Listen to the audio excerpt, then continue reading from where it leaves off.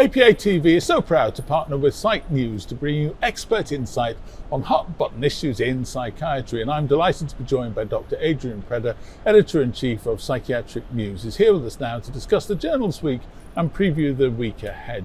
Adrian, welcome. Thank you so much for having me, Stephen. Thank you very much indeed for joining us.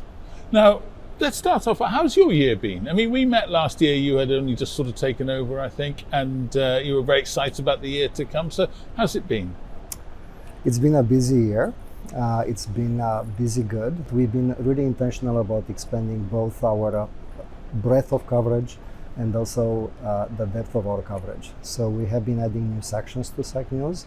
These are regular columns that are run by experts, which is very important because we want to provide trusted, fact-based information to our readers. And then we are also open to getting readers' contributions. So we have been actually increasing content that's contributed by our readers, viewpoints, perspectives, letters to the editor, so that it's more of a feeling of a dialogue than just us talking to the readers.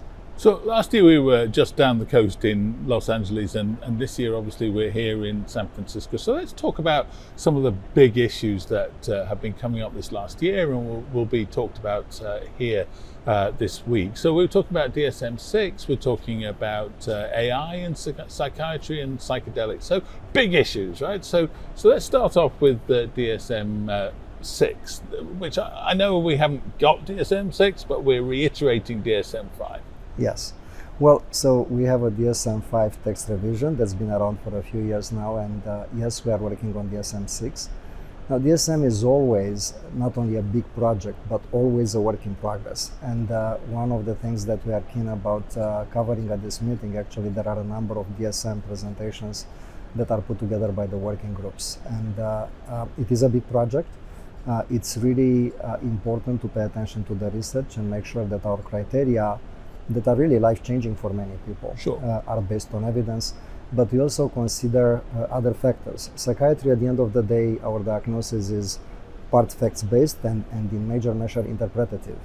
So I think that the question that you would need to answer very thoughtfully is how to integrate those interpretations, the cultural impact of the diagnosis, and everything else in the next DSM structure.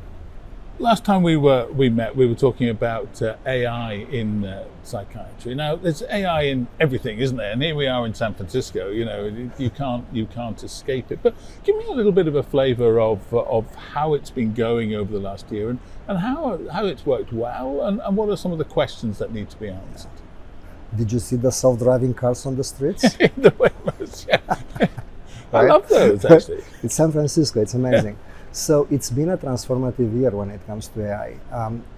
Well, first, in psychiatry, I think in general in medicine, we want to be careful in distinguishing between the different types of AI. There is a difference between AI, which refers to the large language models, the whole chatbots that many people are familiar with, and then the machine learning algorithms, which is also AI, but a very different type of AI that has very clear and beneficial applications in research. And these chatbots really allow for expansion of services when that's done in a thoughtful way. Right? So deployment at scale is a big advantage. At the same time, we learned over the last year there are very clear risks that are associated with these algorithms. So it's a very exciting time, right, to be in psychiatry and to see how these new tools actually could add so much. But at the same time, I think we need to be very proceed at a slower pace, be cautious, and be mindful about the guardrails that we need to have up to make sure that what we do is going to be safe before anything else. Absolutely. Now, my final question is: you came into the leadership of Psych News with a vision. You know, there are lots of things that you wanted to achieve. So, give me a little bit of a flavour of some of the things that you're working on now. How are you meeting people where they are? That's such a great question. I love it. Well, like it or not, people right now are in social media. That's where everybody is getting their medical information, right? So we want to provide a counterbalance to that type of information, and oftentimes, unfortunately, misinformation.